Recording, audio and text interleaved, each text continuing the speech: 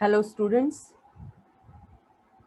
वैज्ञानिक सामाजिक अनुसंधान के प्रमुख चरणों के विषय में हमारी चर्चा चल रही थी।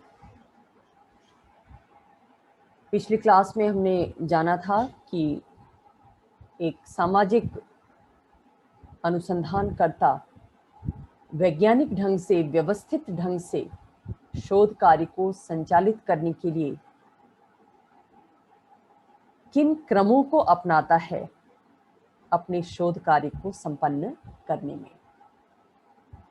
सबसे पहले वो विषय का चयन करता है, शोध समस्या को चुनता है जिस पर उसे अध्ययन करना है। बहुत सावधानी पूर्वक व्यावहारिक तत्वों पर विचार करते हुए शोध समस्या का चयन किया जाता है उसके द्वारा। उसके बाद शोध के उद्देश्य से संबंधित कुछ पूर्व निष्कर्षों को निकाल लिया जाता है जिन्हें प्राकल्पना कहते हैं। तत्पश्चात उत्तरदाताओं के लिए चरों का निर्धारण किया जाता है कि किस आयु वर्ग के, किस लिंग के, किस क्षेत्र के लोगों से तथ्य संकलित करने हैं, सूचनाएं संकलित करनी है। उसके बाद निदर्शन का चयन किया जाता है। संपूर्ण जनसंख्या में से या अध्ययन समूह में से कुछ को नमूने के रूप में चुन लिया जाता है और इसी नमूने पर अध्ययन करके संपूर्ण समूह के लिए निष्कर्ष निकाले जाते हैं। निदर्शन का प्रतिनिधित्वपूर्ण होना जरूरी है।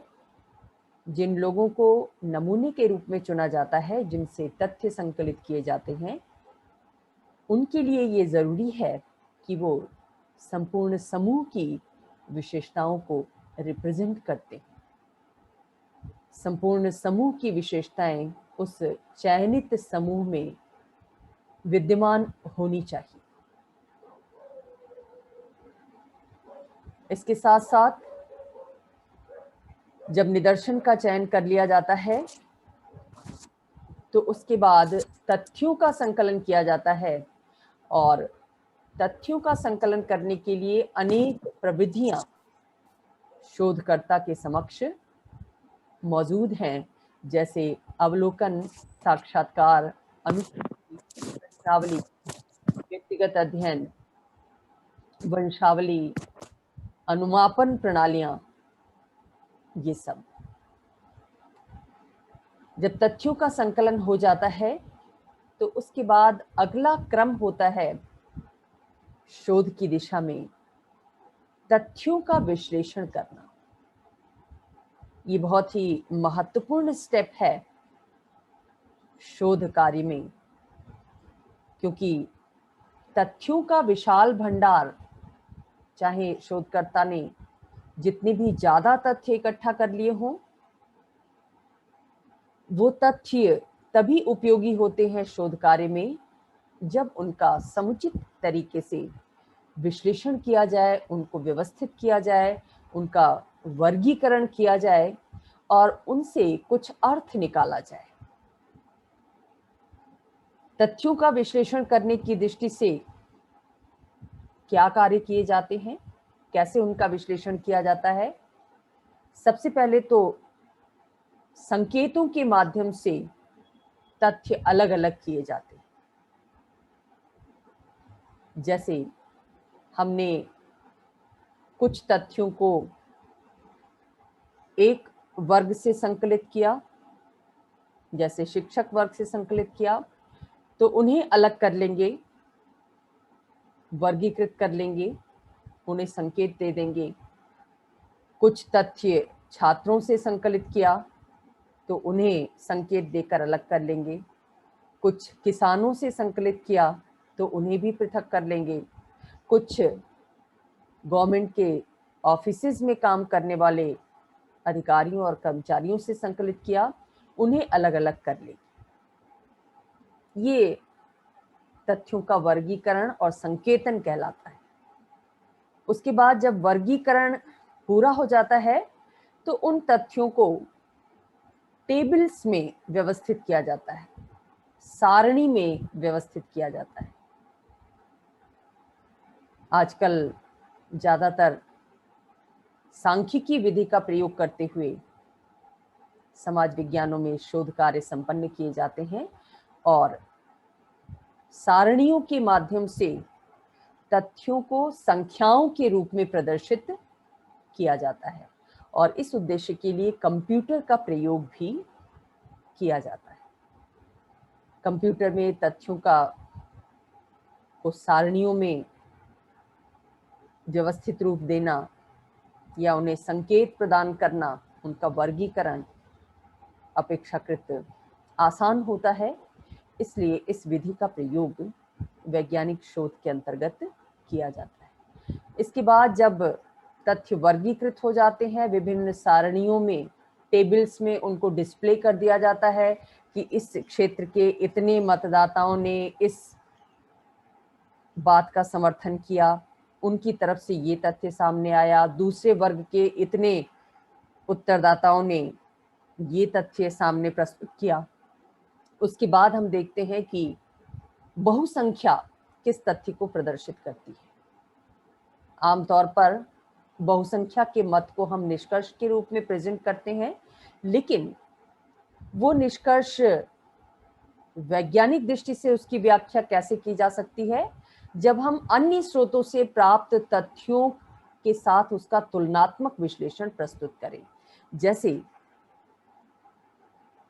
सपोज कीजिए कि हम ऑनलाइन एजुकेशन पर अध्ययन कर रहे हैं, तथ्य संकलित किया हमने विद्यार्थियों के विचार लिए, हमने शिक्षकों के विचार लिए, हमने अभिभावकों के विचार लिए और सपोज कीजिए कि सभी का ये मत रहा, बहुसंख्या में शिक्षकों का भी और विद्यार्थियों का भी, अभिभावकों का भी ये मत रहा कि ऑनलाइन एजुकेशन बहुत ज़्यादा प्रभावी नहीं है, उसके पीछे बहुत सारे कारण हैं।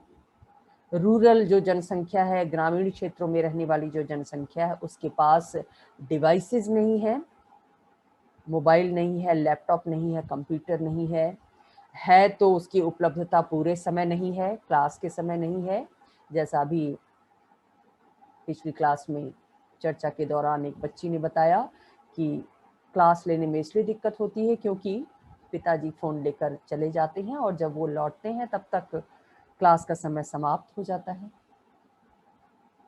बहुत सारे आर्थिक कॉन्स्टेंट्स हो सकते हैं जिसकी वजह से वो नहीं खरीद पा रहे हैं डिवाइसेस को। अगर डिवाइसेस हैं भी तो भी नेटवर्क की प्रॉब्लम है, कनेक्टिविटी की प्रॉब्लम है। तो सब मिलाकर बहुसंख्या क्या कहती है कि ऑनलाइन एजुकेशन बहुत प्रभावी नहीं है। लेकिन ये जो निष्कर्ष है, हम इसको अन्य तथ्यों से भी तुलना करेंगे, विश्लेषित करेंगे। कैसे तुलना करेंगे कि शहरी क्षेत्रों में जो विद्यार्थी हैं या शहरी क्षेत्रों में जो शिक्षक हैं, उनके लिए ये प्रभावी बन रही है, प्रभावी हो पा रही है, और कुछ अन्य स्रोतों से प्राप्त जानकारियों से ये भी स्पष्ट हुआ है कि ग्रामीण क्षेत्रों में जिस जनसंख्या के पास, जिन विद्यार्थियों के पास संसाधन हैं भी, कंप्यूटर, लैपटॉप या मोबाइल फ़ोन, स्मार्टफोन हैं भी, वो भी इनका यूज़ नहीं करते और बहाना बनाते हैं क्लास से बचने के लिए।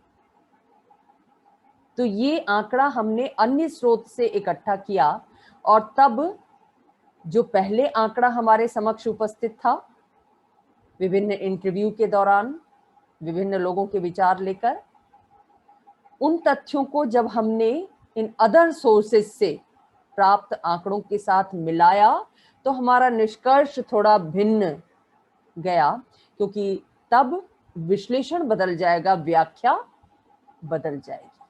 तो इस तरह से तथ्य जो हमें प्राप्त होते हैं फर्स्ट हैंड, एक शोधकर्ता जिन लोगों से संपर्क करता है, जिस अध्ययन समूह के लोगों से बातचीत करता है, प्रश्नावली भरवाता है या साक्षात्कार लेता है, उनसे जो तथ्य प्राप्त होते हैं, उन तथ्यों को की प्रामाणिकता की जांच के लिए, वो तथ्य कितने सही हैं, इसकी जांच के लिए वो अन्य प्रविधियों का प्रयोग भी करता है और इसके लिए अन्य स्रोतों से तथ्य प्राप्त करने की कोशिश करता है।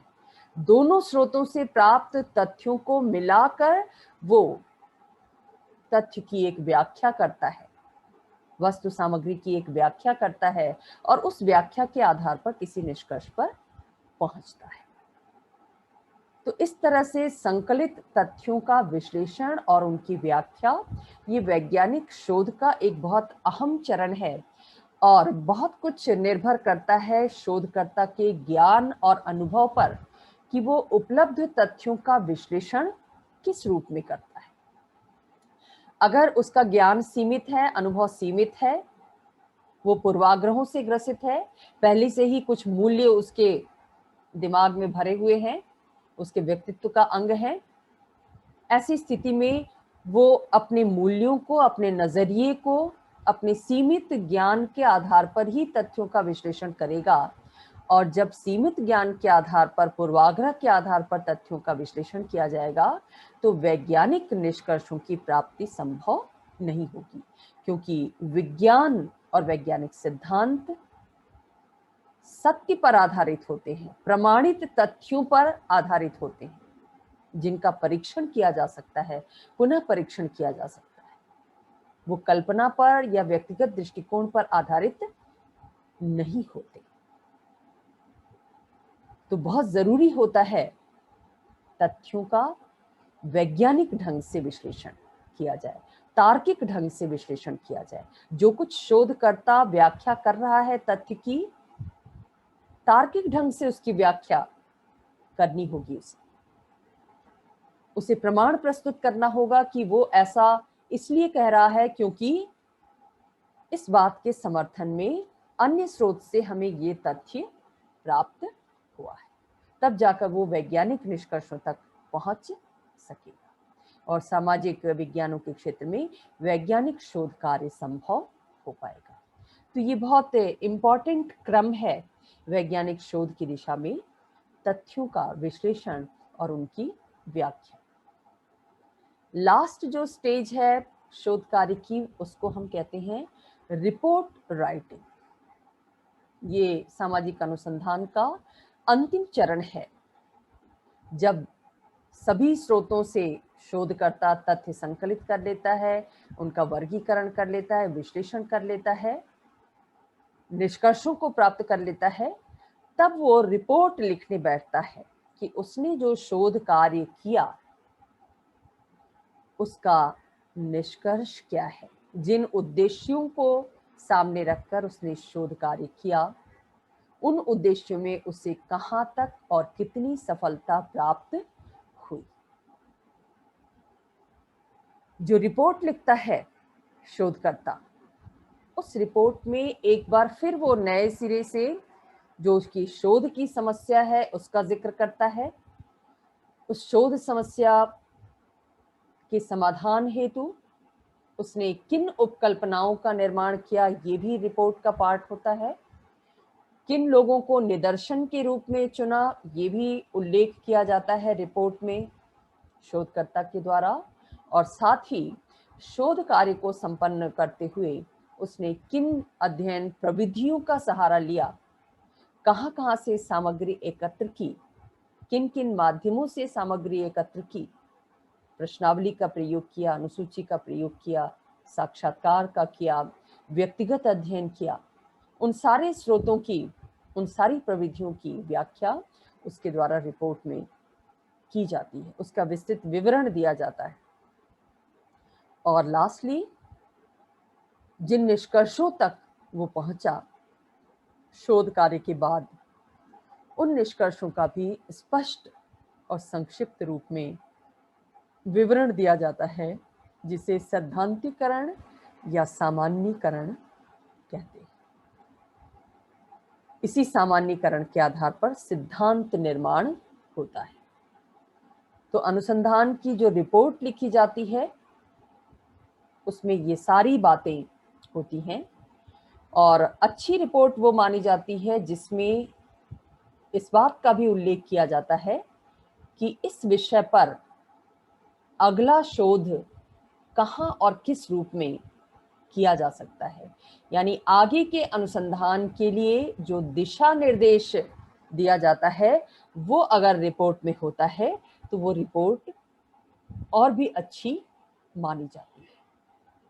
अध्ययन के दौरान, शोध कार्य के दौरान क्या क्या सीमाएं रहीं शोधकर्ता के सामने, शोध की क्या कमियां रहीं, उनको भी रिपोर्ट में दिया जाना चाहिए, ताकि उस रिपोर्ट को पढ़ने वाले जब शोध कार्य करने जाएं तो उन्हें इसकी पूर्व जानकारी हो कि इस विषय पर, इस क्षेत्र में अनुसंधान कार्य करने में ये दिक्कतें आ सकती हैं, ये कमियां हो सकती हैं, उन कमियों को कैसे, किन माध्यमों से दूर किया जा सकता है, इस विषय में वो आश्वस्त हो जाते हैं। ये रिपोर्ट उनका मार्गदर्शन करती है। और रिपोर्ट के अंत में एक संलग्न प्रपत्र दिया जाता है जिसको परिशिष्ट कहते हैं। इस परिशिष्ट में क्या होता है? पुस्तकों की सूची दी जाती है, बिब्लियोग्राफी जिसको कहते हैं। शोधकर्ता ने अपने अध्ययन विषय का सैद्धांतिक आधार प्रस्तुत करते समय, उपकल्पनाओं का निर्माण करते समय किन किन पुस्तकों से सामग्रियां प्राप्त की, उनको एक निश्चित क्रम में प्रेजेंट किया जाता है उसके द्वारा, जिसको बिब्लियोग्राफी कहते हैं, संदर्भ सूची कहते हैं। दूसरे, इस परिशिष्ट में जिस विधि से आंकड़े एकत्रित किए गए उनका भी एक नमूना प्रेजेंट किया जाता है। मान लीजिए किसी शोधकर्ता ने अपने अध्ययन कार्य में प्रश्नावली विधि का प्रयोग किया, तो जो प्रश्नावली उसके द्वारा बनाई गई उसकी भी एक कॉपी परिशिष्ट में अटैच कर दी जाती है। ये भी रिपोर्ट का एक पार्ट होती है। और ये सब इसलिए किया जाता है क्योंकि शोध कार्य को ज्यादा प्रामाणिक बनाया जा सके। शोधकर्ता ने जो कुछ अध्ययन किया है वो काल्पनिक नहीं है या फेक नहीं है, बल्कि उसने पुस्तकों को कंसल्ट किया है, उसने जो अध्ययन सामग्री एकत्रित की है वो भी, उसके लिए भी एक मेथोडोलॉजी का पालन किया है, प्रविधियों को प्रयोग में लाया है, किस प्रविधि का कैसे प्रयोग किया गया उसके द्वारा, इन सब का जिक्र इस रिपोर्ट में किया जाता है, जिसका पर्पस ये बताना होता है कि शोध कार्य क्रमिक ढंग से, वैज्ञानिक ढंग से, व्यवस्थित ढंग से संपादित किया गया, और इसलिए जो निष्कर्ष दिए गए वो निष्कर्ष प्रामाणिक हैं। उनकी परीक्षा की जा सकती है। परीक्षा कैसे की जाएगी? कि जो निष्कर्ष शोधकर्ता ने प्रेजेंट किया है और शोधकर्ता ने जिन प्रविधियों को अपनाकर तथ्यों का संकलन जिन क्षेत्रों में किया है, जिन निदर्शनों से किया है, उन्हीं प्रविधियों को अपनाकर उसी क्षेत्र में कोई दूसरा शोधकर्ता भी जाकर एक निश्चित अवधि के बीच अगर तथ्यों को संकलित करेगा, वर्गीकृत करेगा, तो उन्हीं निष्कर्षों तक पहुंचेगा जिन निष्कर्षों तक वर्तमान प्रतिवेदन में शोधकर्ता सामान्यीकरण प्रस्तुत कर रहा है। इस तरह से शोध कार्य की परीक्षा और पुनर्परीक्षा की जाती है। तो ये है रिपोर्ट राइटिंग, जो किसी भी वैज्ञानिक सामाजिक अनुसंधान कार्य का अंतिम चरण, लेकिन सबसे महत्वपूर्ण चरण होता है। तो शोध कार्य एक व्यवस्थित कार्य होता है, क्रमिक ढंग से उसको संपन्न किया जाता है। आशा है आपको ये टॉपिक समझ में आया होगा। शोध कार्य को संपन्न करते हुए शोधकर्ता को किन स्टेप्स को फॉलो करना चाहिए, इस पर हमारी चर्चा हुई। अगर किसी को इस विषय में कोई जिज्ञासा है, कोई प्रश्न है,